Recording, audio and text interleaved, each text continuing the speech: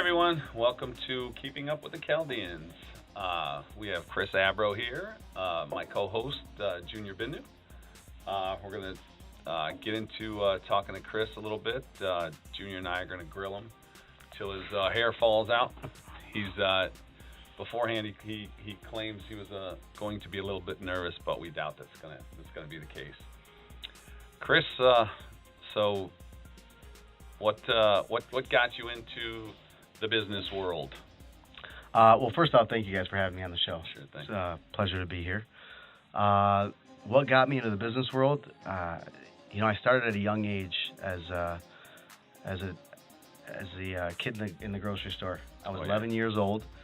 Started working at my uncle's grocery store, and worked on the weekends. And I went to him and I said, I want to start working here. I want to get paid. He said, all right, no problem.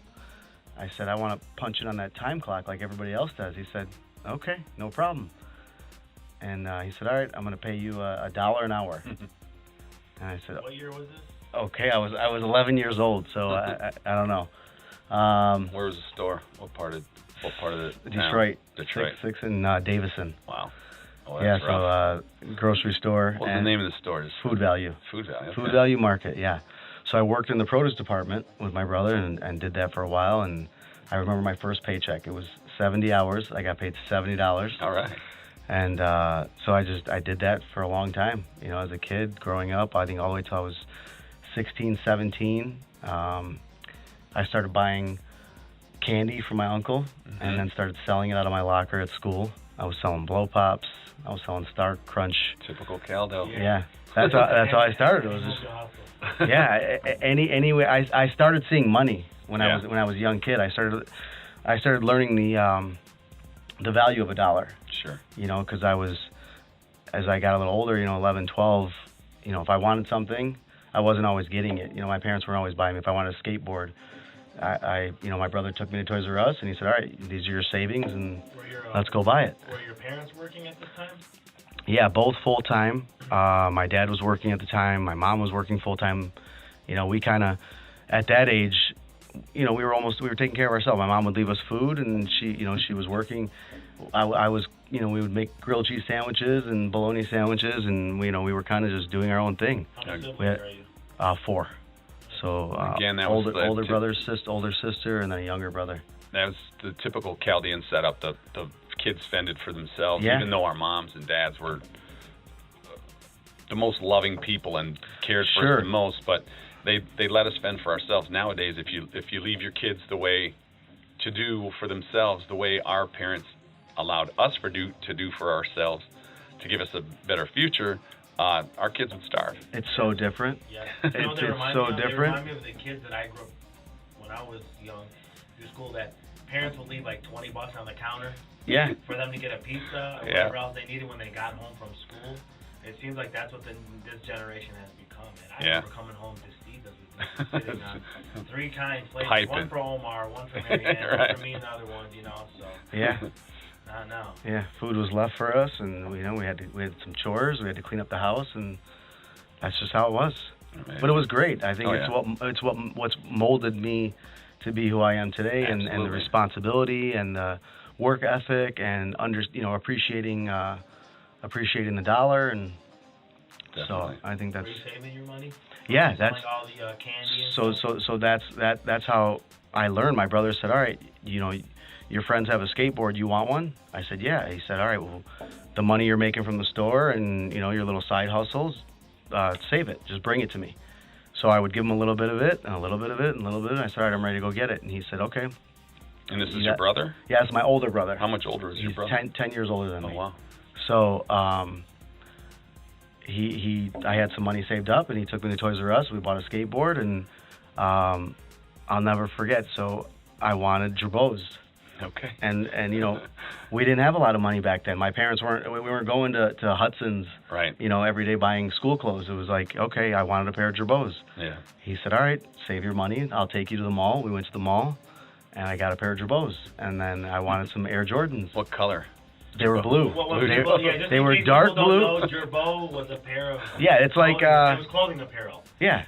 They're like 7 jeans now. You know, they're like, you know, expensive. They're like brand. It's just brand name. Yeah. It was a brand name back in the day. Gerbeau jeans. There's a certain style too. Yeah. I mean, they were like the ones with the slits and the pockets, the knees, and the. Those were like used brand. Oh, okay. You had used and damaged. You had Gerbeau's. Gerbeau's had the little white tag on the fly on the zipper, right below the button. Okay. Yeah. So they were always like stonewashed college. Yeah. That's what it was about Gerbeau. Yep. That's So so he taught me. He taught me how to save. He taught me the value of $1. Now, what's your brother doing now? He owns Save-A-Lot stores. Oh wow. Okay. Yeah. So he stayed in retail. Stayed in the grocery business. Yeah. Oh, beautiful. Mhm. So. Go ahead. After you got out of school and moved on from candy and. So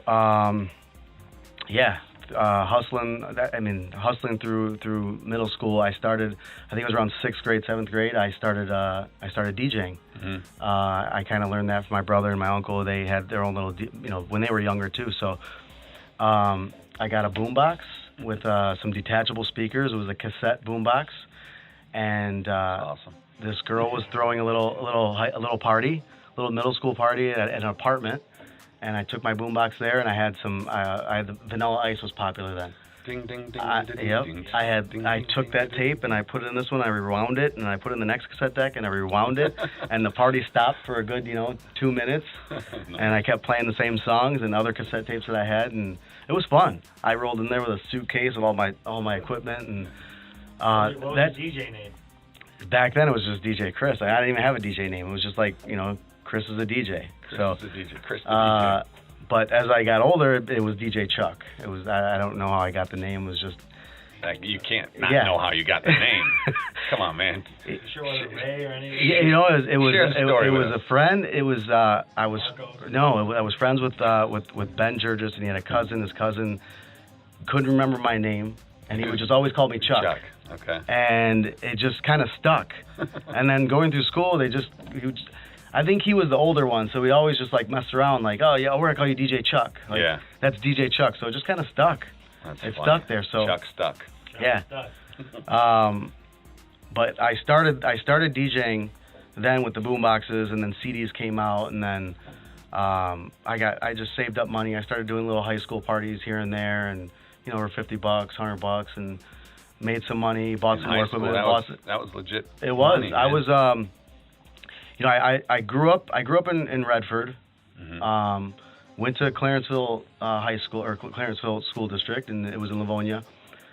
We were really the only Chaldeans there. There was another Chaldean family. There wasn't any Chaldeans over there. So I grew up in that area. 9th grade, I moved to Farmington Hills, and then I started DJing a lot more. I started buying more equipment, buying more music, and so on and so forth, and started a little business, got some business cards, and I started doing communion parties, graduation parties.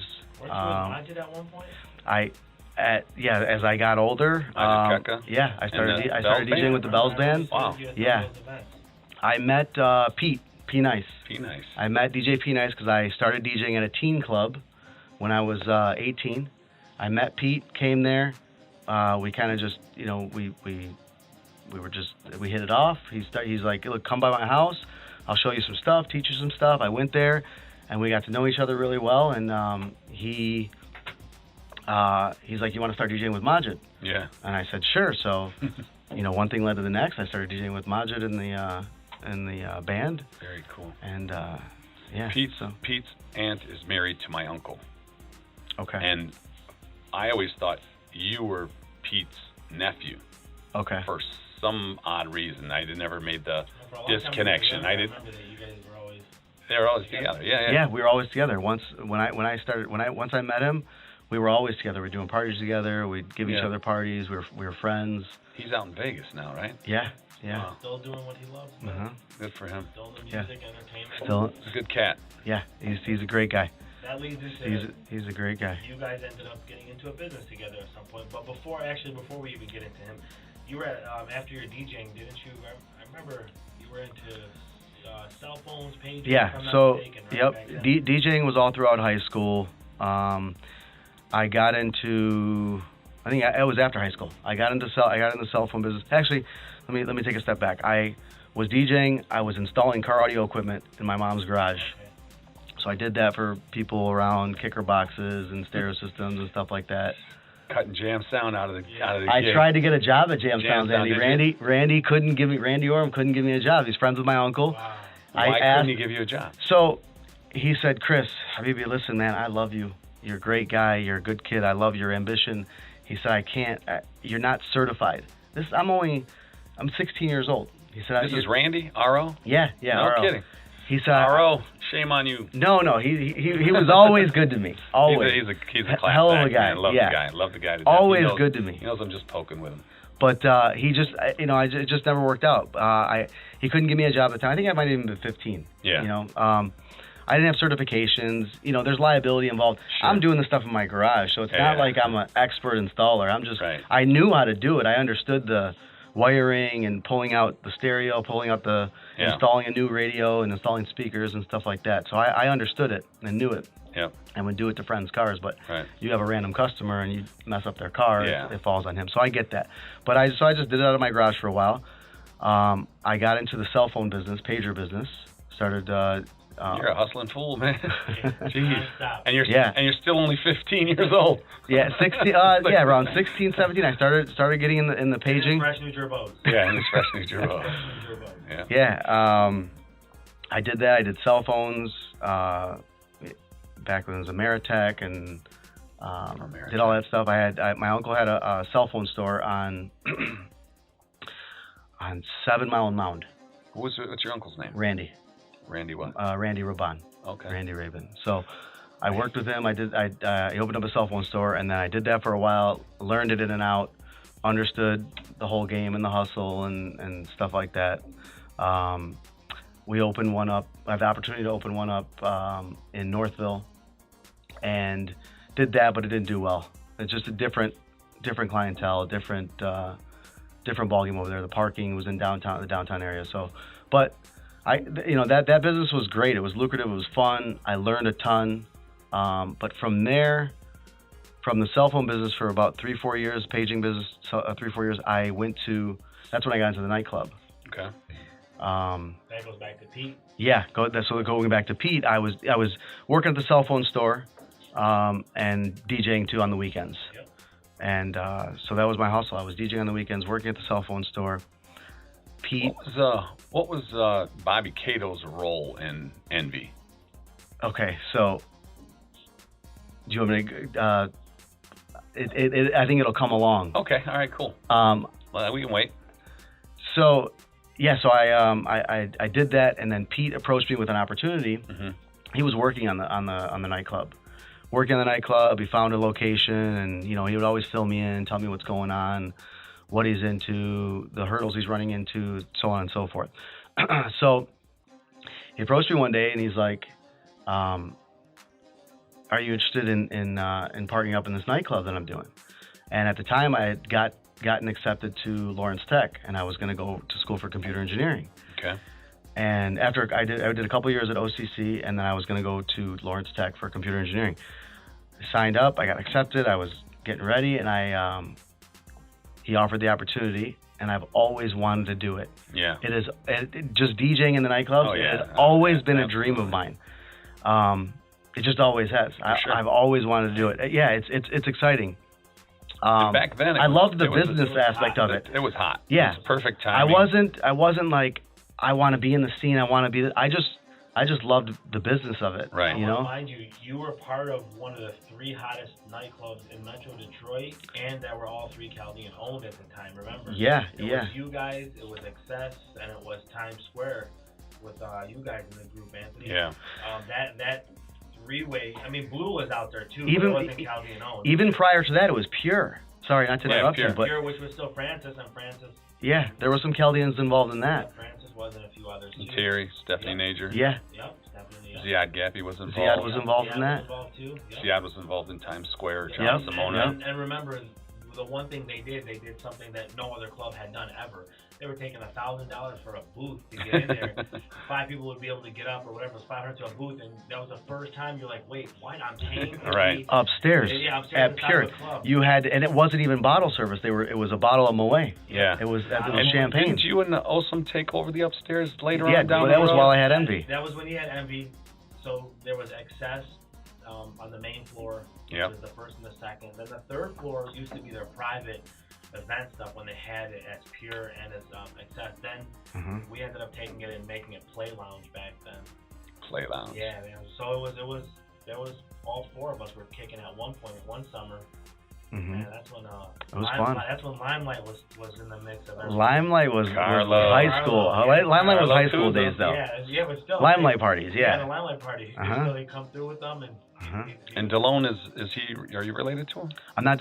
Arabo. Oh, he's Arabo. Yeah. Abro. So there's a difference then. Yeah, Arabo, Abro. Oh, so it's Arabu. Arabu and Abro. Abro. Yes. Yeah. Okay. Yeah. Are flipped. Yeah. But that again, that was a great time that you were in when you got into it. It was. So you were also involved. You were at Times Square. Yep. Right. That was Times Square Zoo. You know the what? Bittersweet. Yep. Just to kind of go back on that, you guys. That these kids aren't gonna. I keep saying kids, but these young adults, whatever you want to say, these tweens. Next generation won't get what we got. Man, that was awesome. You were able to walk in Detroit without being harassed. Oh yeah, with nothing, it's a big difference. And you were able to go from this club, which was on John R. and Woodward, get to Times Square, which was you guys. Grand River. And it was one circle. And one circle. And you'd be able to get to Envy if you wanted to, if they let you in, mind you. Right. Just to let you know, place was slammed. Even though one of my very close friends owned it at the time. So you had a hard time getting in? I had a hard time. Managing the door was one of the toughest things that I've ever done, and it's so tough when you have to tell a group of guys that you love to very death tough. That there's just the mix, the ratio is one thing, and then being at capacity and us being at the mercy of the fire marshal. And the funny thing at Envy was the fire department was right next door. Next door. It was right next door. What's inside of there is a restaurant now, right? Yeah, Foundation Room. Yeah, Foundation Room. Okay, so that's if people don't know where Envy was, that's right across from Pontchartrain. Yeah, Cobo Hall, Pontchartrain Hotel, right off the Larned exit. Yep. Right, directly across. Yep, 3 floors. Yeah. So the foundation can consume both. Yes, they took over the firehouse, and they took over, and they didn't run trucks out of there. Oh, no. That was their headquarters. Yeah. Okay. There was just offices out of there. Yeah. They still would come. Oh yeah. I saw them a few times in the place. I saw them. Oh, they were in there all the time. Oh yeah. I think they came for the girls, really. They did. It was a hot spot for the the hottest girls because it was a little different than Times Square or Pure or XS, whatever. Oh. Yeah, it was. Just the safety factor. The girls felt way more comfortable there because they managed the door a lot better than the other places did. Sure. Thank you. Yeah, credit to you. Yes, credit to my partners as well too. They did a good job at that. I was inside a lot. I never wanted to be by the door because it would cause a lot of problems in the beginning. Yeah, of course. Fallouts with some friends and people being upset with me. I changed my phone number. They just don't understand. No, you're right. They don't. I guess. But if they don't understand, then they're really not your friend. Right. I was trying to run a business, and at the same time, I had a lot of money on the line that I borrowed. My mom helped me out a lot with that, and like I said, they don't understand. They just didn't understand. Yeah. It's like it's a party. Let me in. No, there was a lot of liability.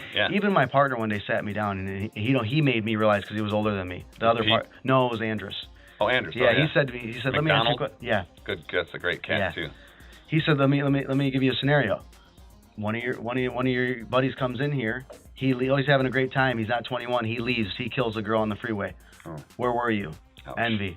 You know what I mean? That story right there stuck with me, and I repeated it over and over and over again to all my friends that I would have that conversation with, and I would say, so you want me to risk everything that I invested, my whole life savings, everything that I put my whole heart into. My mom's life savings. My mom's life savings, everything. And because you want to go in there and have a couple drinks and hang out with some girls, go somewhere else. Yeah, listen.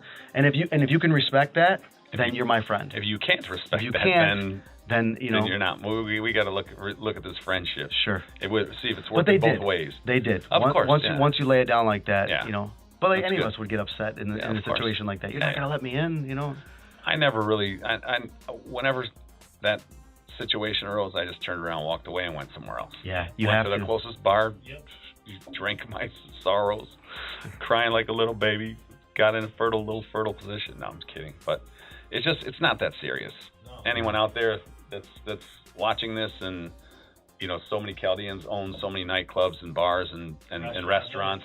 You got to cut the owners some slack, man. You just don't know how much they have on the line and how much how much they have to lose. It's a lot of liability. The exception you bring somebody in or whatever, an extra person, it still could cost the fire marshal to shut it down an hour or two early, and now you lose all that business because they popped in a couple friends.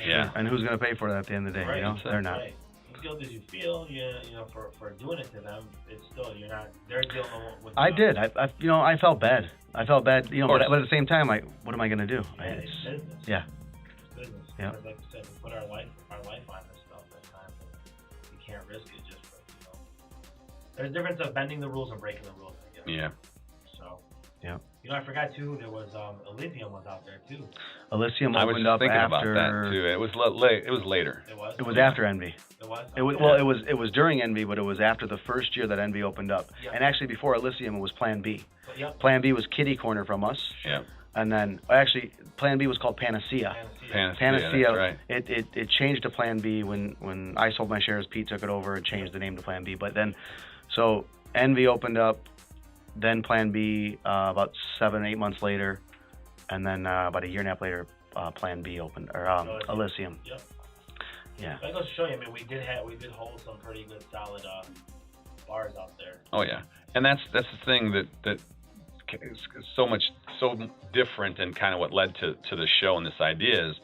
Back in the day, when some Chaldeans did something, they all did the same thing. There was so many copycats, and now that we just started branching off and doing so many different things and diversifying, that now we can have a show like this and offer advice, and it won't affect the business because it's just so diverse, and there's so much out there, and there's enough for everybody. It's not like everyone concentrated, opening liquor stores on 4 different corners, like they did back in the day. Yeah. I think it plateaued after the cell phone industry. In my opinion, where it plateaued about everybody following what the next guy's doing. I mean, granted, the cannabis industry is the cannabis industry. Right. But if you look as a whole, though, we really were heavy into from party stores, gas stations, cell phones, grocery stores, stuff like that. Retail labor. Yeah, retail labor. Once that cell phone industry, we all took that nice peak worth of money when it peaked out. It plateaued, and more people went out of business or closed their doors or sold out. Yeah. Yep. Now there's enough diversity, like you said, it's changed. So what came after the club business? I know you were in design for a long time too, right? I did that throughout school. Just I was always into Adobe products, Photoshop, Illustrator, stuff like that. Which school are you talking about? When I was at OCC, I took design classes. Gotcha. So I would design stuff for businesses that I was doing, the flyers, the DJ stuff. I just dabbled in design. I understood it pretty well. So, but the design stuff came along after all that. Actually, after I had other businesses after the club. Yeah. So there was the nightclub, and then some other business ventures, because I had sold my shares. I sold my shares around 2006, just before the Super Bowl came to Detroit. Oh wow. So I had Envy for almost 3 years. Yeah. Wow. Sold my shares then. Going back to your question actually about Bobby. Yeah. That's how he was Pete's very, very close friend. So he was always there hanging out, whatever, partying. But after I sold my shares, that's when I ended up buying my shares. Okay. So they opened up the 3rd floor. Yeah. And after I was done. So that was his involvement there. Gotcha. What happened? I'm not sure what happened afterwards. If he was partners in Plan B and whatnot, but he's always around. Bobby's got his hands in a lot of things. Yeah, he did. He's a go-getter. Yep. I remember Bobby was a great guy. I had a lot of fun with Bobby. Super sweet. Even before the club, we would go to Chicago a lot and hang out. But he was really cool. We went to school in the same area for a while. Yeah. Nice. So then I sold the nightclub in 2006. Got into some other businesses. I had some money to play with. I got into some real estate investments, and then, I think everybody knows what happened in 2006, 7, 8. The economy just tanked. Yeah. It just slowly started going down and down and down and down, and then bam, the bubble popped. And then, so during that was a low point in my life, because I lost a lot of stuff. I lost on some business ventures. I lost on some real estate investments, and all that money that I had to play with was just, was gone. And now I'm sitting here trying to figure out what my next move was. I wasn't gonna let it bring me down. I was down, but I've always stayed positive, and I was always a hustler, and just figured out what I got to do, what's the next move. So I looked into, several different businesses, and I think even a cell phone store, and I sat down with my uncle one day, and he's like, This is Randy again? Yeah. So just to kind of say a little piece, it's like 1:15 on Friday afternoon. Randy's probably just waking up now, because he's his Thursday night thing probably got done at 7 this morning. He went to sleep for 4, 5, 6, 7 hours, and he's probably just waking up. So you know my Uncle Randy. Yeah, I hope you're enjoying your coffee right now, Randy. I don't think he drinks coffee. I think he drinks chai. Oh, there you go. Randy's always been a father figure to me. He's always been a G. mentor, father figure. He just because he was always there. He was always there. Like my father wasn't always around. He was always working. I wasn't the typical kid to go outside in the front yard and play catch with your dad. You know what I mean? Yep. But I don't think any of us. I don't think any of us in that generation. No. My dad got us kids baseball bats and gloves and all that stuff when we were younger, and it turned out he didn't know if I was left-handed or right-handed. Yeah. So I had a. I guess you were right-handed. I'm left-handed. Oh, you're left-handed. So I write with my left, and because I had the glove on my left hand, now I throw with my right. So now my right hand is my dominant hand, just by my dad buying me the wrong mitt. It's hilarious. Yeah. But so we'll go back to Randy. And so we were sitting down. He's like, what's your plan? What are you gonna do next? Because he's, my mom's a little worried about me. He's like, what are you gonna do? I said, I don't know. He's like, you're thinking about getting into this business. You're really gonna go and, borrow money again, and what if it fails? Who's gonna back you up? Because I'm kind of at this point, I'm like robbing Peter to pay Paul. I'm like all the different investments that I had and stuff. I'm trying to stay afloat without losing stuff, because back then, letting houses go and stuff, it was kind of frowned upon, but then it became the norm. Yeah. It was like, oh, you know how it was. Right. It's like, oh, you foreclosed? Oh, you went to bankruptcy? It's like the next 10 people you talked to all went to had filed bankruptcy. But no, so that comes with getting the right advice. Yeah. We had pride. We didn't have the right advice. Exactly. But after you get the right advice, then you understand that does it really make the right sense? way to do it. It's the right move. I wish I learned that so much more younger. Oh yeah. It's hard. You look back now. Someone landed that comment to me. Measure twice. Yeah. Not once. Yeah. I wish I learned that a year earlier. Yeah. That's me too, man. It's tough. Yeah. Like what you have with Randy. Mm-hmm. A lot of guys in our community didn't have that growing up, because their fathers were just slammed working. These 50, open and closing. 70, 80-hour jobs. Mm-hmm. By the time you went to bed, you didn't see them. By the time you got up, you just saw them walking out the door. Yeah. So, or they were still sleeping, trying to get a couple Z's in. Yeah, a couple Z's in. So our treat from our father to us growing up was we would take turns taking off his shoes and socks. Like that was our treat for what we interacted with our dad at a very young age, when he was opening and closing and opening and closing, doing his best to give us a better life, that was the treat, taking off his shoes. That's what I'm saying. Stuff like having that extra person on hand. That's huge to how it was very helpful. Sure. Into a mature adult and business entrepreneur, really. Yeah, definitely. All of them. I give thanks to all my uncles and my older brother and stuff for guiding me in the right direction and molding me, and you learn quickly. There's a lot of those Rabans. Yeah. And they're all class acts. Yeah, thank you. What made you come back? Like you were saying, like you went through that hardship. Yeah. Randy, like what Great was question. your biggest, besides Randy, you got to have something within yourself that makes you come I home. don't know. I didn't want to fail. I had payments to make. I had, at this point I was 27, 28, somewhere in that range. Dating at this time, anybody? Yeah. I was in a relationship. and it didn't work out, and then it was tough times. Money plays plays a big role in your life overall. Whether you want to believe it or not, or some people, money's not everything. It's not, but you need it. You need it to survive. And you need it to do good. You need it to do good, and it's not. And I wasn't living any lavish lifestyle by any means. I was living. You know what I mean? Yeah. That's hard growing up in our community. I had the mentality where like I don't want to fail. I got to figure out something, regardless of what it is. I got to figure out what to do to get back on my feet. Sure. That's how like I was, like I said, I was robbing Peter to pay Paul, and I would borrow from this guy to pay this guy, and then it just became a circle, and then it got to the point where like, all right, I got to stop doing this. I got to figure out what the next step is. So, I thought maybe a business would be the next thing. So, like I said, my Uncle Randy said to me, do you really want to go through that again? And I said, no, not really. He said, why don't you do what you're good at? Why don't you take what you're good at, focus on it, and be the best at it? Mm-hmm. He said, great advice. Yeah, he said, you're good at design. You're good at computers. He's just throwing stuff out there. He knows what I'm good at because he sees, because I did the cell phone business with him. So he sees I'm a hustler. He knows I know computers and I'm techie and I can put things together. And how many cigarettes did he have in that time that you guys were talking?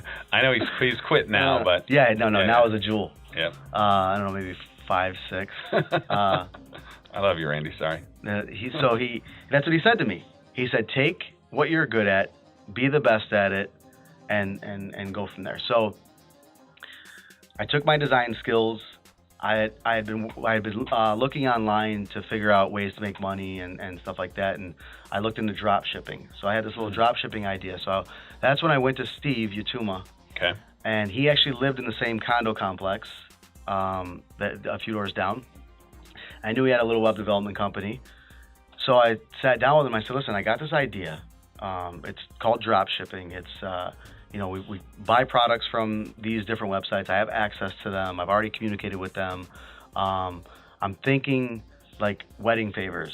I got access to over 2,000 products. We can export or import these products into our own website, but I don't have the expertise. Right. You do. I know design, you know development. Let's figure out how we can work together, and I'll partner with you. And he's like, all right, I love it. Let's do it.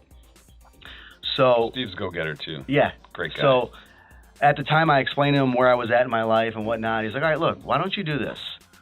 I got an extra desk at my office. You know Photoshop very well. I don't really dabble with it much. I do more web development. Come to my office. I can throw you a bunch of design work and just go from there. Nice. So I went there. I started doing. Were you saying something? I'm sorry. No. Oh. I started doing design work with him, and he had clients that needed business cards and brochures and flyers and all this stuff. And then he's like, look, why don't you learn? I'll teach you the web development side of things. Yeah. So I started learning it. I got one client. Believe it or not, it was 8 Mile Foodland. Hey, Chris. It was John and Chris. House. Yeah. So Steve gave me that project. He worked on it with me. I went home, and for a few months straight, I self-taught myself anything that had to do with development. I took some courses online. I started reading. I started educating myself on coding, understanding the PHP language and the HTML. At the time, it was Dreamweaver. Right. I started just teaching myself all that, and then learning more about design. And then one thing that led to the next. I got another project, and then Steve gave me another project, and then I started, networking and stuff, and picking up a little bit of business here and there. How many other Chaldeans did you know at the time in the design space? None. Yeah. And I'll tell you. Oh, go ahead. No, go ahead. I didn't know anybody besides Steven. Right. And I think my relationships that I've built over so many years between the nightclub and all the different stuff that I've done throughout my life helped me with networking, because I was running into people all the time, and they're like, the common question every single time is, hey, what's up? What are you doing now? What are you doing now? Yeah. I have I'm building websites. Oh, and it's so common because it's like the cell phones. It's not. If back in the day a cell phone was a luxury, now it's a necessity. Right. Nowadays websites were a luxury, now they're a necessity. If you're a business not operating without a website, you're left in the dust. Yes. So same thing. Oh, I have this. I do this company. I'd give them my card, and then one thing led to the next, and I would start building more and more websites and more websites, and we ended up moving to Birmingham.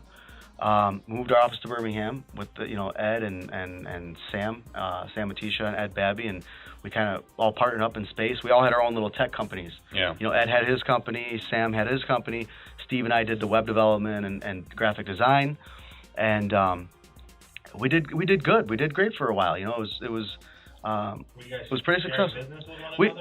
So Steve kind of just brought me into his company, Audaire. He brought me into his company, and we shared the projects, whatever I brought in. We worked it out so that it was fair for both of us. Because when you're doing websites, like he's helping me, but I'm building it, but it's his. He has the company, so it worked out great. We had a great partnership. So you worked with Pete. Yep. P Nice. Now you sent him out to Las Vegas. Then you worked with Sam. And now you sent him out to Las Vegas. So anyone that works with you ends up in Las Vegas. Yeah, right. That's funny. I want to work with you. Yeah, right. Yeah. And we want to work with. That's why we brought you on the show, so we could go to Vegas. So that's good. You guys go out there and you guys going to Vegas. Build your ventures, and I'll. Vegas. Yeah. Vegas style. Anytime Vegas I come out there, I'll have a house to stay at. There you go. Yeah. So you guys had this. We had a great relationship. We had a good partnership in business, and a few years, we were in Birmingham for a while, for about maybe 5 or 6 years. Mm-hmm. He ended up leaving. He ended up going downtown to Wayne County Sheriff's Office, became the IT director. I stayed in Birmingham for a couple more years, and then I moved to Maple and Orchard Lake, which is where I'm at now. Yeah. And I started. I just started my own web development company called KreativMedia. KreativMedia with a K. So, with a K. Yep. Spelled with a K and no E at the end. Kind of creative. Who's some of the clients you deal with? Well, before we get into that, sorry. Let's plug some of your cohabitants in your office today. Okay. Within my office? Within your office. Oh yeah. So my office is great. I'm glad you brought that up because we when I was with Ed and Sam, we were in the Maple and Orchard, and then Ray and I, Ray Lucia, he owns TapSnap. TapSnap. Yeah, great company for digital backdrops and digital photos and stuff like that. So we share the space along with Mervette Toma. She has Chloe's Treasures. Mm-hmm. We have Junior Abro, Jamal Abro. He has a June event. Okay. With his partner Lauren. Okay. And then Anthony from Rent a Bounce. Oh wow. And then Couture Events, Yasser, his name is. So, but prior to them, we had other guys. But basically, we co-share a space on Maple and Orchard, right above Tim Hortons, right on the corner, with a bunch of other Chaldeans, and it's great. We created the space to make it like a really, really fun, cool working environment. We did a open kitchen concept, so it's not your typical kitchen. We put a bar, like a bar top height table in there. Was Derek Dichel in there for a minute? Derek was down the hall with he had his own suite. He shared an extension of with Mean Gene Dichel. Yep. Mean Gene. His father and Derek were in that space. Chris Jonah is down the hall, CMP Real Estate. And it's a Chaldean owned. Yes. So yeah, it's a Chaldean owned building. Yeah. Derade Marcus. Derade's awesome. He's always taken very good care of me. Right? Yep. Fadi's involved in that. Fadi Akeem. Yep. And then Frank has the Tim Hortons right below. Okay. So who's Frank? Frank Oddish. Frank Oddish. Okay. Yep. Oh yeah. Okay. Yeah. Just the corner of Maple and Orchard. Like that's Little Baghdad right there. It is. And it's like the center of West Bloomfield where there's 1 million Chaldeans, and you have on the second floor you have a mixture of so many different Chaldean businesses today. Where if you took that makeup of those people in that suite or in the entire second floor, and you threw it back to 1990, that would be like the entire diversity within our community. Yeah. Like the number of services. Yeah, that's very true. Great point. We used to be one of the main clients of the gas station that used to be on that. I was just gonna say, isn't it crazy how you go from 7-Eleven to there? Like that corner used to be a hangout, and now you're working in the office above there. Yeah, that's crazy. We all used to meet up over there, park cars and roll out. Yeah. Go to Tally Hall. 25 years later. Tally Hall's still around. Yeah. Tally Hall, I was a kid. Tally Hall. Yeah. My aunt used to take me there all the time. Yeah. Village Place. Yeah. All up and down Good Orchard times. Lake. Oh, yeah. Good times. So we moved. Americana West. Yeah. Yeah. We moved there in '77. Wow. In West Walnut Orchard Lake Road. You would have hardly seen any Chaldeans in general in that vicinity. No, There's probably a family of maybe 6 to 8 Chaldeans between there, Bloomfield Hills, us, I think the Georges, and a few others that were out at that time early on. I think you guys. We were in Bloomfield Hills, Yeah, closer to like Corton and Inkster. Yeah, just Bloomfield Hills. I'm saying in that era, there wasn't many. No, there really wasn't. In that vicinity, even the high schools were. I mean, we were a straight minority. Yeah. Now, if you look at that from where you guys are at, Orchard Lake is tied up by a lot of Chaldean businesses. Oh yeah, all up and down. Yeah, it's unbelievable. We'll have him on the show. Yeah, we will. It's great. It's great. I love. There's a good restaurant, by the way, Jagged Fork opening. I can't wait for it to open. Who's Jagged Fork? I just had breakfast there this morning. Yeah, Brandon. Him and his brother-in-law. It was Zoe's, the old Zoe's. Oh, no kidding. Yeah, Zoe's went out? Yeah, well, he converted it. So Jagged Fork is I don't mean to sidetrack, but it's because it's across from that. That's what I'm saying. Go there and eat as much as you can. I did. I had breakfast there this morning. Brandon it was great. Knows, he made my day when he told me that they're going to be doing it. But Which Brandon Shania? Brandon, Johnny's brother. Okay. Yeah. All right. Yeah. So what it is they have. So they're Bagel Brothers and Jagged yeah. Spoon. Well, no, that's his own. What is? He's on his own. He's married to Dora. Yes. Okay. So Dora's brothers are the ones that were involved in this restaurant. Okay. They brought him in with it. He helped them work. He's been there running his always and what have you. They have 2 other locations, one in Rochester and one in Grosse Pointe. Okay. So I stopped by there one time just out of the blue. I was in Easton. I was like, man, this small little cafe tried it. Was great, right? Yeah. So I was sitting with Brandon about 2 months ago, my son, and he was there, and he's like, just to let you know, we're going to be shutting down for a minute, converting it over to Jack. Nice. I said, man, you are a blessing right now. It's just watch. It's going to be so busy. It's going to be lined out the door. So, but again, it's a great location. Yeah. So to what you're saying, he's got a great spot. You guys, and what he's saying too is, a lot of changes come. You got 10 businesses just inside their building. Yeah. That are that many Chaldean owned. You have Chris Jonah in there, Tim Hortons. You have Anthony Acho, Renta Bounce, Chloe's Treasures, Ray Lucia. Yep. And what's his name still? June Abro. Yeah, June Yvette. Sam is still in there, isn't he? Sam. So Sam's company runs his support center out of our old Suite D. But he's in his main office is in Vegas. Yeah. Yep. But yeah, he still has a suite. You send somebody else to Vegas? Just Sam. Oh, Sam Atisha. Yeah, Sam Atisha. Oh, okay, got you, Bassam. Yeah. So Bassam's my brother's brother-in-law. My brother is married to Bassam's sister. Okay. So we share nephews.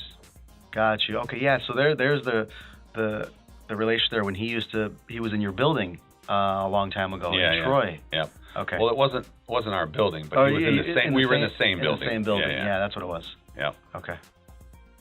So back to you. So I was just real quick after you went through your down spurt and ended up picking this gig back up with Steven, right? Yeah. Did you get back into the groove of things? Did you take a hiatus out from being in the public eye for a while? So I know some do that just to catch back up, and then did you get back into dating at all? I mean, because I know you're married now. So yes. Yeah. Good question. So after. After Steven and everything started changing around. Yep. I actually met my wife in Birmingham. I met her in Birmingham. So when my office was in Birmingham, I met her. She was a manager at Crusoe, and I met her through there. Carlo. Okay, you introduced me. Carlo, I'll give you that. Yeah.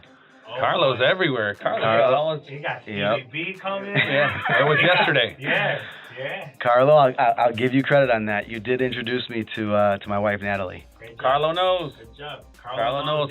At Carlo knows Instagram. And guys. Carlo was in our office. Yeah. Oh, was he really? Yeah, because of Netflix. Well, how many offices does this guy have? Well, 17. Carlo, he's all over the place. Yeah, Carlo, when he was involved with Neptix and Steve and Sam, that was the first office we had in Birmingham. It was like on the side of where Chen Chow is, but in the Belfour building. Yeah. Off of Oakland Avenue. So, yeah, Carlo was in there, and he would stroll in at 11 o'clock every day, and first thing he that hat. Yeah, he always wore the True Religion hat. Or the other one too. I forgot, man. But he sat down. He was always like, "All right, Chris, where are we having breakfast? Or where are we eating lunch?" So, yeah, we went out to lunch one day. We went in there. It was during New Year's Eve. He took me over there. He had to drop off some flyers for his New Year's Eve party. There you go. Of course. So, went there. He introduced me to her, and we just made small talk and whatnot. But yeah, I met her through that store. So I got married a couple years later. So I have a beautiful wife. I have 3 beautiful, healthy children. God bless. Thank you. A boy, girl, boy. Nolan, Sienna, and Tyler. Beautiful. So yeah, blessed with a beautiful family. My wife does an amazing job at holding down the fort. Good deal. She's a beast. So she does a good job with that. But yeah, I got married, had kids. During that time, I got back on my feet. I was doing the web development stuff. I grew that business. Started making some decent money. I also started doing some wholesale stuff online. Mm-hmm. I learned because remember at the time we had Favorific. So going back to the Favor, I'm sorry, I don't know if I mentioned the domain name. So the wedding favor drop shipping website that I did with Steven was called favorific.com. Okay. Yeah. And Favorific, it did okay. It wasn't, at the time I didn't really understand SEO and pay-per-click and all that, but and I was also trying to build the web development business too, so I didn't focus my whole heart and soul into Favorific. Right. But it brought in a little bit of money. It wasn't bad, but I saw this whole online thing in e-commerce and making money, so I'd gotten a pair of sunglasses. Oakley did a party at Envy. So this is a crazy story. They did a party. They gave us, all the owners, free these glasses with these Bluetooth headphones in them. They're like $300 a pair. Okay. They were the ugliest glasses I've ever seen in my life. I said I would never wear these, but I had them brand new in the box. I learned about this eBay thing. I threw them up on eBay. I'm sitting at home. I had a BlackBerry, and the noise goes off, the chime, and I'm like, oh my gosh, I just sold these glasses for $300. Jeez. And I'm like, so that right there sparked, if I can do that, so I started hustling. I started figuring out. I started like wholesaling and calling manufacturers, calling different businesses. This is kind of what Gary Vaynerchuk pushes. Oh Gary, yeah, with Gary the whole V. garage sale thing. Yeah, go out, buy some stuff. Yeah. Sell stuff around the house. Or just flipping stuff right on. Sure. Yeah. Oh, there's so much money to be made online. It's unbelievable. Like and it can be done after hours, after you put in your 40. Register stays ringing. That's how I did it. Yeah. Granted, I was in front of the computer all day, so I had access to that stuff. Right. But that's when I would take my pictures, put my listings up, do all that stuff. I started selling stuff on eBay. Yeah. Random stuff I would buy from closeouts, electronics, school supplies, stores going out of business. Wherever I can hustle and get my hands on. I mean, I never did the garage sale thing or anything like that. Right. I would just buy wholesale stuff brand new. It seemed to be easier. I would sell stuff around the house, but I learned and understood eBay in and out. Right. I understood exactly how it worked. And it's a massive tool. I mean, it's with brick and mortar dying. Yeah. Yeah. You're buying. I mean, you're launching a business with zero out of pocket. Yeah. How can you go wrong? How can you go wrong? I figured out how to get shipping boxes really cheap. I figured out how to get packing supplies, pretty cheap. I figured out how to, buy postage at a cheaper rate. You just learn and you figure these things out as you're moving along. So I built a little business around that, and then, like I said, I met my wife, and things were starting to go in the right direction for me. Yeah. I started to get back on my feet right around the time, or just before I met my wife, things were going well. We lived in our condo for a little while, about a year and a half, and then, we were fortunate enough to buy a house. So we live in West Bloomfield. Yep. Bought a house. I think we bought that house when she was pregnant with Nolan, had Nolan, and then the other 2 kids, and So, I'm still doing these things. So I still have, obviously the KreativMedia, the web development company. I still do the eBay and now Amazon stuff, and So KreativMedia was formed in with one plan in mind, and now you're kind of working off to kind of morph it into something new? Yes. So KreativMedia was always graphic design and web development, building websites, and I still do it. Yeah. Building websites for all different types of companies, whether it be a doctor's office, a law firm, a clothing store, a mom and pop shop, whatever it may be. If you have any type of. So do you guys offer mobile apps at all for your business right now? So no, I don't do much with the mobile apps. Again, going back to and the reason why I don't offer mobile apps, but I try to stick to what I know best. Sure. And hone in on that, and be the best at it. But all your websites that you're developing are mobile friendly anyway. Of course, yeah. The mobile app thing, I think, came in and went away for a little while. The mobile apps are good for certain companies. Sure. They're not good for every like a doctor's office doesn't really need a mobile app. As long as their website is mobile friendly and they can. The new strategy with an app being reached by a URL, so it's a responsive type of app. Oh, you're saying like a web-based app? It's a web. It's an actual app that you have to go through, like Apple. You got to download Google. These you don't have to download. You just make it as a bookmark on your actual. Yeah, you can do that. You can create the icon, which people can download. You can download on your Android device or your Apple device. Click on it, and it'll take them to. You can also build a separate mobile-friendly version of your website. Right. So you have the responsive version of your website, and then you can build a separate mobile-friendly version, or mobile version, I should say, of your actual website, which functions similar to an app. Gotcha. So with all this that you've been doing all these years right now, I know a few months ago, maybe a little bit longer, I had seen you announce some new stuff that you're going to be doing or have started doing with the media, along with a new business venture that's still part of under the KreativMedia umbrella. Yeah. Can you want to give us a little explanation? I think is it LittleGanics is what it is, right? Is that saying it right? So LittleGanics is a brand that I've been working on. LittleGanics is a GOTS, GOTS, certified organic textile company. And textile meaning fabrics. Yep. So anything from swaddles to blankets to bedding. This is for sheets. Little babies. This is for children. babies and children, so on and so forth. And our goal is to educate the consumer as well, the first-time parents and first-time moms.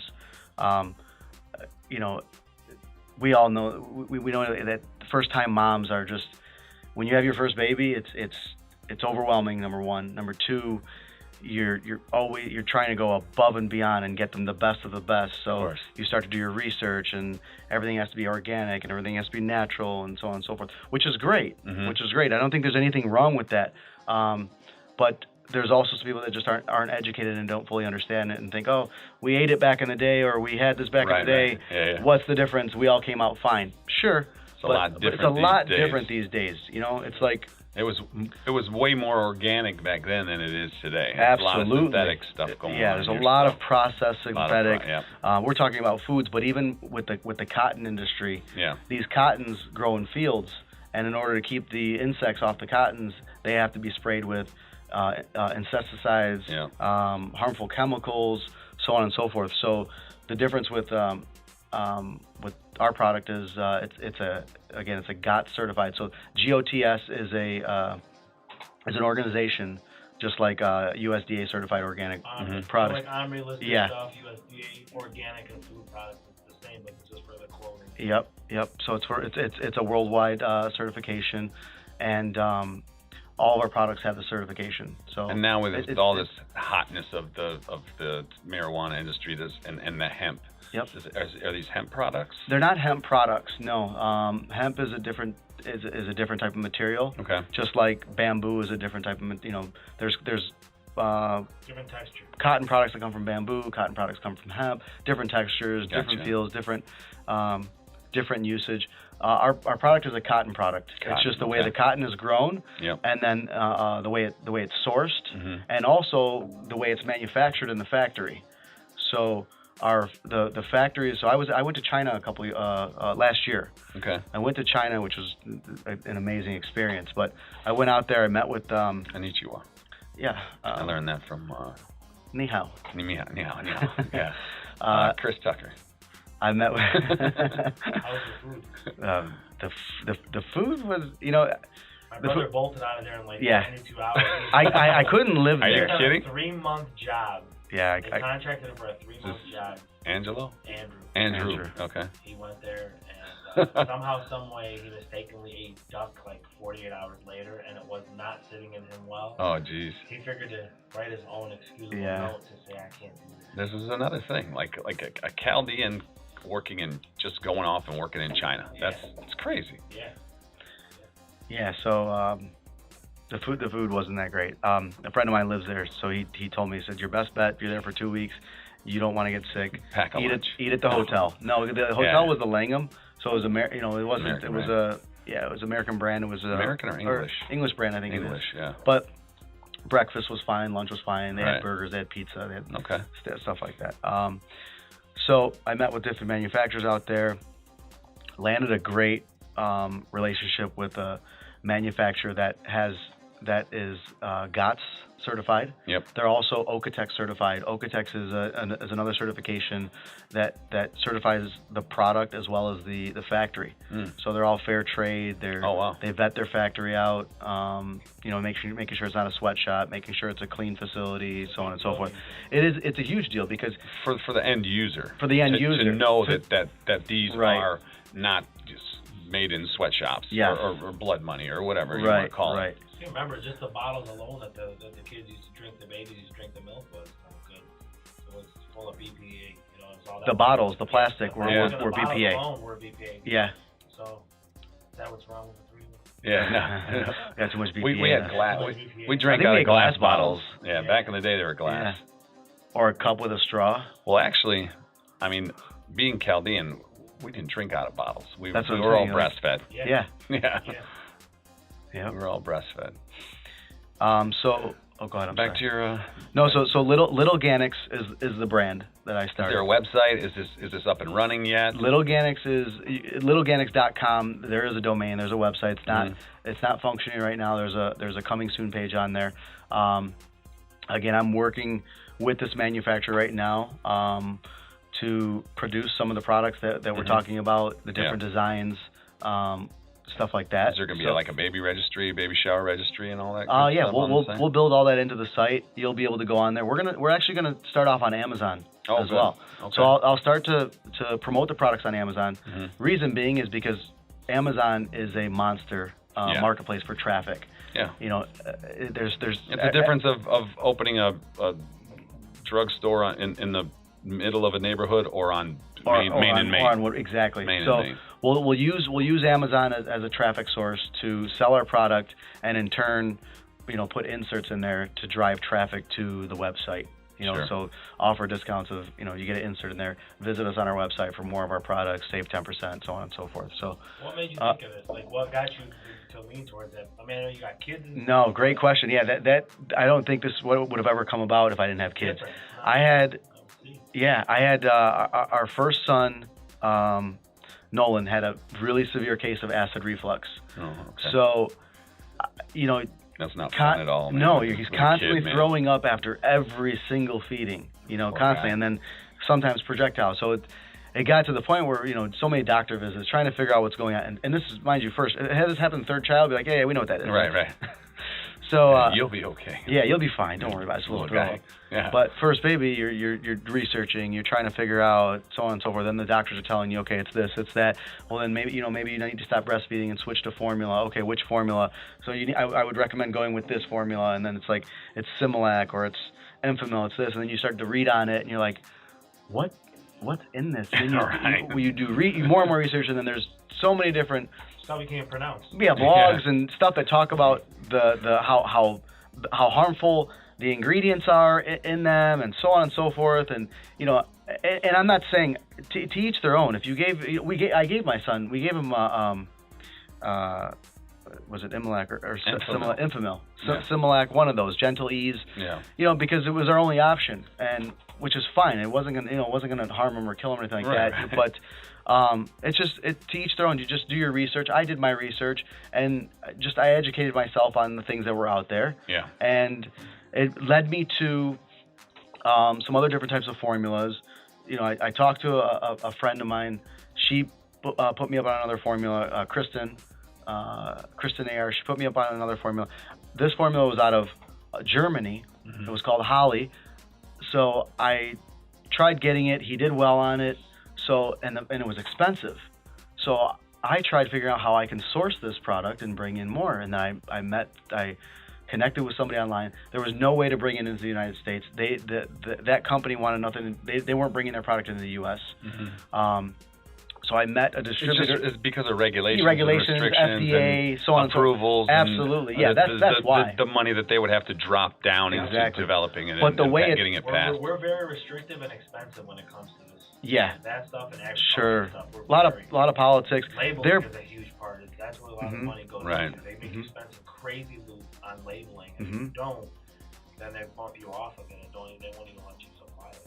Yeah, so their farms out there are much more strict in the way they manufacture the milk and so on and so forth, and it's all organic. And so I sourced this product, and I saw that there was a market for it. I started flipping it. I started selling it online and hustling and bringing in cases through air freight. Nice. And then I started getting undercut. That's how I started LittleGanics, actually. I built just a little name. I'm like, what am I gonna call this little company? I'm selling formula online. I called it LittleGanics. And then after I stopped selling it, and then sold off the rest of the supply, I sat for a little bit and figured out I got this great name. I'm about to get it trademarked. What can I do with it? So I looked at different industries. I looked at food. I looked at all natural food and jarring it. I looked at topical products like baby washes, balms, lotions, stuff like that. I looked at clothing, so on and so on. And I decided, I like the cotton industry. I like the textile industry. Yeah. It's a big industry. It's $1 million industry. Your moms are always buying swaddles and bibs and burp cloths and blankets and all that stuff. So that led me to LittleGanics. And then an extension of that, another brand we haven't launched yet, but I'm working on it. It's called Bishy Time. Bishy? Yeah, so... Bishy Time, buddy. Most people, our community obviously will know what Bishy is. We knew what Bishy was when you were a little kid. Your grandma. Our generation. The new ones... No. Just understand bath. No, my kids... I even say... I tell my wife, Nat, I'm going to take a Bishy. Because I just say it so much. Right. Like, I meant I'm going to take a shower. Yep. But...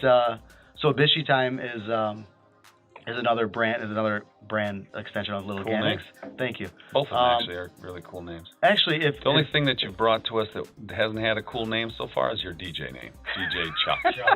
I have to agree. I have to agree with you guys. Back to Chuck. But you didn't make that one. No. So we'll give you credit. Okay. What Thanks. the Chuck? Yeah. People have asked me sometimes when I say Chuck. Yeah. I'll call DJ Chuck. Who? Yeah. No, I know it wasn't the greatest name, but so Bishy Time. Actually, when this goes on, people leave in the comments. I'm kind of looking for some feedback on what's the spelling. Oh, go ahead. What's the business model behind Bishy Time? Bishy Time is going to be bath products. Oh, okay. So anything that kids would use in the bath. So baby toys, the spout connectors, I'm probably going to go into the direction of the topicals, like the body wash, Bath towels, yeah, bath bombs, stuff like that. yeah, for kids. So what's gonna make this different than any other?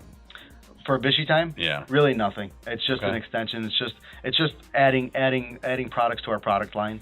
So you're going to be just developing add-ons to your client base. Correct. Yeah. Okay. Yeah. The LittleGanics has. So they can go here to get it, but if they're already there, Yep. getting it from you, then they can just add these other items onto their cart. Yeah. And it's one shipment, and they don't have to hassle with going somewhere else. Correct. Be competitive pricing. Yeah. To me too, I've learned that it's high quality products. Exactly. To me, I've learned that that if you can take something and build a brand around it, Yep. and build awareness around it, using the tools that we have available to us today, such as social media, website, Yep. Amazon, eBay, all these different platforms. Mm-hmm. There's no reason why you can't. I mean, anytime you have a captive audience, you have your competition. Yeah, you have a captive audience. You need to pitch what you can to them while you have their attention. Exactly. What a lot of people don't know about what you just said right now, and all those categories you just mentioned off, Sure. they're free. Yeah. Yeah. Everything is free. Yep. Yeah. Every aspect of what you said, from every social media to everything that's out there that's accessible to get people to direct traffic. It's your time. Yep. You Yeah. got to put your time, your energy, and your creativity. Exactly. You put it in, and you'll get something out. Yep. And it's got to be consistent. You got to do it for the long haul, and you should benefit from it. And if you're delivering some sort of value to your clientele or to your audience, then everybody wins. Yep. Yeah, absolutely. So back to creative design, and it's kind of new purpose. It's the Amazon Yep. way of getting into the business. Can you share something with the audience that would benefit them, and what steps they need to take to kind of get started? Or Sure. Is this a service that you're offering that they can kind of reach out to you to have you hold their hand throughout the process and make their life a little easier and get them started a lot sooner, instead of them wasting their time on YouTube, researching through millions of different videos and then trying to find the right model that kind of fits their strategy? Gotcha. Yeah, no, great question. Yes, so the direction that KreativMedia is going in, I started another name called Creative Commerce. Mm-hmm. So relating to anything e-commerce. With a K. With a K. Okay. Yep. The C is the commerce is a C, but yeah, Okay. creative Gotcha. with a K. Gotcha. So Creative Commerce will be helping brands or helping people trying to start a brand of their own and getting onto all these different platforms, such as Shopify, which is setting up your own e-commerce store. Mm-hmm. Amazon. How do I get my product on Amazon? How do I list it? How do I take photos? How do I optimize my listing? Mm-hmm. How do I do my bullet points? How do I sell? What's FBA? What's FBM? So on and so forth. How do I set up my social media sites for my brand? How do I trademark? Right. Where do I go to design a logo? So that's the direction that I'm going in with KreativMedia, is to help people build a brand, and so help them build a brand and help them build their website, help them get on Amazon, and a one-stop shop for all of that. Or I can also consult with them.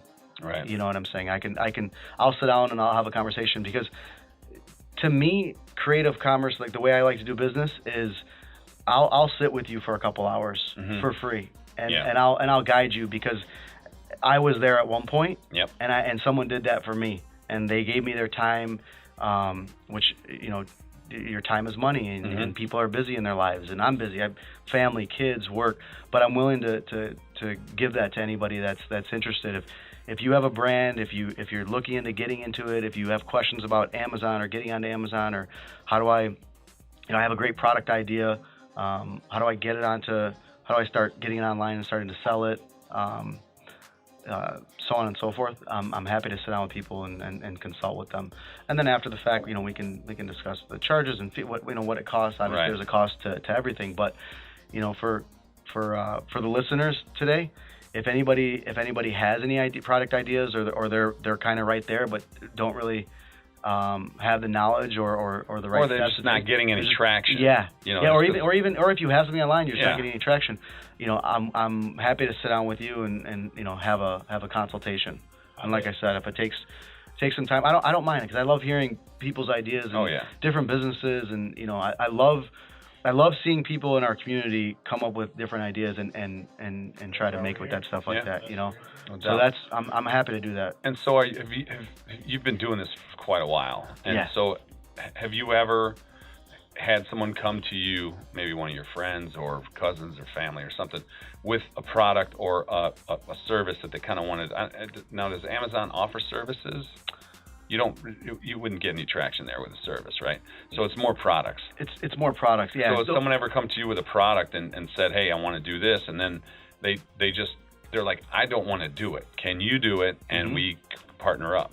So, great question. I've been in several different meetings like that and with clients, and if I don't think you have a viable product or a great idea, I'm gonna tell you flat out, I don't think your product's going to work on there. Don't take it personal. You might leave this meeting. Nothing wrong with your product. Right. It's just not going to work. The system is not going to work. It's not going to benefit you. Versus someone saying, I can throw that online for you. Absolutely. I'll take your money. I would hope and pray that if I walked into someone and they gave me the cold, hard truth, I would respect them for that. Absolutely. If they lied to me and just made it, told me what I wanted to hear, and it wasn't really the truth, or it really wasn't beneficial, then I wouldn't respect them. Yeah. Hurt my feelings for the moment, but don't hurt my pocket. Absolutely. That's the biggest thing. Yeah. But in time, I mean, you're gonna make this person spend their time trying to push this rock up the mountain, and it's just not going to get up there. Not going to get up there. Yeah. But to answer your question, I would if I saw that they had a viable product and I can make it work, and I was somewhat passionate about it, and I liked the idea, I would definitely offer a partnership, or have them offer me a partnership, and figure we can go from there. And so we're gonna post all of any way to get a hold. You need to get a hold of Chris. We're gonna post it. All of the things are gonna be in the description. The links to all of his sites, the links to all of his social channels, whatever he cares to share with us, and then a way to get a hold of him too as well. And I don't know if you have an application page or a page where people can kind of submit to you to get more information, or is it just via email, or what? So you can visit me at KreativMedia.com. It's with a K and no KreativMedia.com. You can reach me on there. There's a contact form. There's also the phone number to my office. You can reach me on Facebook. Just look up my name, Christopher Abro. Yeah. You'll find it on there. Shoot me a messenger. Shoot me a Facebook Messenger or an email. Actually, the email's on my website as well. Shoot me an email, and I'm happy to sit down and discuss anything you have. And so when I want people to reach out to me, and I don't want them like he's going to divulge his phone number. We don't want people just calling him and asking him one-off silly questions. Just put the stuff in the stuff in the application form or the contact form, so that he can kind of get back to you at his leisure, and not his phone be blowing up just for little questions. Respect somebody's time, and respect the fact that they're actually offering to help you out with something. So give him a break and let him It's cousin. Yeah, cousin. My cousin. Actually, it's funny you bring that up, because I had a funny story back a while back. A gentleman called me and he said, I want to build a website. Yeah. And he said, I want to get a website and I want to be number one in Google. Okay. I said, all right. No problem. No problem. We can. What kind of website you want to build? Let me explain to you how that works. Yeah, right. But I'm going to be number one in Google? Yeah. Yeah. So it's forever. We all want to be on top. Forever. Yeah, there's a lot more to it, but I'm thank you for mentioning that. But I'm happy to discuss that with anyone that's trying to get their business off the ground. What else would you like to offer our listeners? Great question. Yeah. Yeah, I mean, you could go. You could look down your list of what you've been involved in, and then just give them like a couple minutes on each on how to get started, or where to look, or whatever. Like, no one's going to go buy a boombox these days. Yeah. They want to be a DJ. Sure. DJ's still a thing. I mean, oh yeah, hell yeah. No. Look at what's his name's kids right now. Army Binno's kids. Oh yeah. Yeah, the young kids got he throws those huge parties and everything now. They're not that young anymore. Yeah, No. I mean, they're still like, you know, for to me, it'd be considered younger. Yeah, right. But yeah, DJing is still happening. So it's still happening. Music is never gonna die. So whether somebody wants to do that or whatever, give somebody. The artist maybe won't make any money ever again, but music's not gonna die. No, For artists definitely not. being taken advantage of. But go ahead. Yeah, no, you know, not to get sentimental, but you know, follow your dreams. Yep. You know, don't, you know, do what you're passionate about. Hustle, work hard. I think, you know, a big problem with our society is work ethic. Not our society. I think.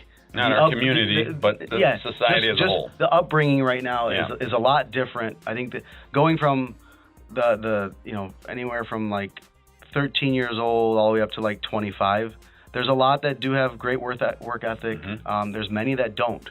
I think it's changed a lot from when we were growing up. But you know, work ethic, understanding the value of money, save is a big one. Take a portion of your paycheck, save it away for different business opportunities. You know, there was many times I wished that I had a little bit more saved for those opportunities that came to me, or those wholesale deals that came when I just wanted to jump on them. But you know, save your money, follow your dreams, work hard. You know, if you're looking to do something, don't be afraid. I hear this all the time over and over again. I think I even lack it sometimes too, but take action. Yes. You know, with me, I always like to kind of perfect something before I put it out there. Just put it out there. Launch it, get some feedback, and then relaunch, and then build from there. Make the changes. Make the improvements. Failure is part of Right. success. Right. Absolutely. Yeah. So somebody that wants to become a DJ, what would you like? I don't know if you know what it takes these days, but somebody that so it's super easy to become a DJ, right?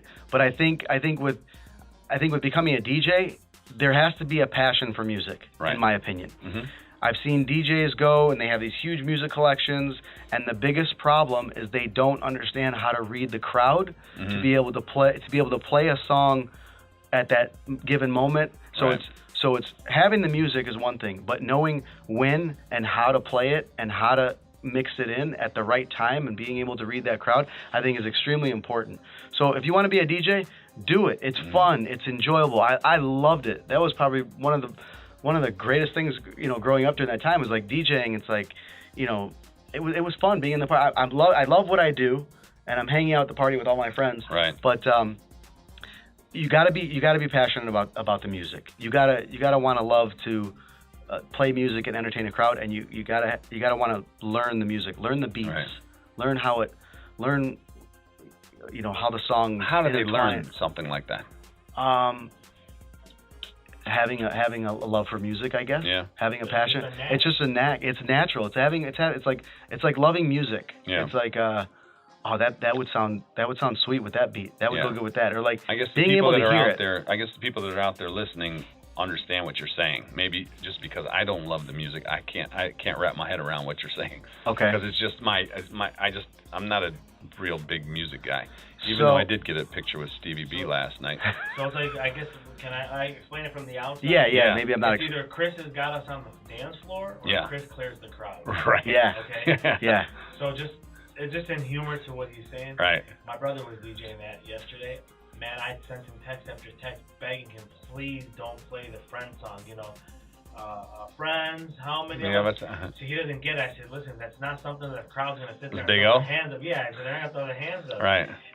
No, you need some like play at your own risk, right. Planet Rock. Like, all right, maybe I'll switch it up to Two Live Crew. Hey. No, take it easy. Big O. That's what he's meaning, is that it's either you keep him on the dance floor and you're rocking the whole time, or you switch the BPMs, beats per minute, and you just come through with a nose-diving song. Yeah. So if you listen, if you watch this, you heard an intro track. Omar Binno did actually the music to the intro track of the Keeping Up with the Chaldeans. Oh, did he? Yeah. And Darlene Salem Bahri came up with a name. Thank you, Darlene. Thank you, Big O. What else we got? Want to wrap? Yeah, I think we're good. I think you did a great job. It was awesome having you as our first guest. Thanks, man. It was great being here. It was cool. I had By fun. the way, just in case many people don't know if they've ever heard anything about Macy's. What's Macy's? What's that, buddy? This is the voice behind the text message that maybe some of you have received on a voice note. Can I hear a little bit about that? Yeah, so, well... Chris has a little side thing. Besides all this creative media and great stuff he's done, he's never told you about his, I guess I'll speak on from his comical side of it. I mean, for every strong entrepreneur, they've got to have a real life, right? Yeah. So some of the stuff he does for fun was he would prank and I would sit there and either laugh or I would have to hear from somebody the next day of what he did. So you would always get messages. So the funniest, in my opinion, was, and I'll just real quick, he was stuck inside of, quote, Macy's bathroom. Okay. Asking for toilet paper to the lady, and they kept sending people to the bathroom up there, and nobody was in there. Oh, he was on the. He called Macy's. He called Macy's. Oh my goodness. He was stuck in the bathroom with no toilet tissue. Oh jeez. So that's just one of them. That's hilarious. I'll send it to you when we're done. Cool. Yeah. So, well, actually, can we post it somewhere? Yeah. You gotta post That's it somewhere. fine. Okay, post it somewhere. We'll put the link in the description also. Yeah, it was a Macy's prank call. We were hanging out. It's one of 100, I think. Is it really? Oh. Yeah, I've been doing prank calls since I was a little kid. It stemmed from Jerky Boys. Oh yeah. And I heard once I heard awesome that, tapes, yeah. I would call my aunts up. I'd call my uncles up. I'd call my uncles. Did you? Yeah. Yeah, we did a comedy skit at a Chaldean run by Paulie Jonah. Yeah. Comedy. Yeah. Yep. We did it. Pookie. That was my name. Oh yeah. Yeah. All right. So yeah, I've done some prank calls in my days. Kick ass. I did one at my wedding.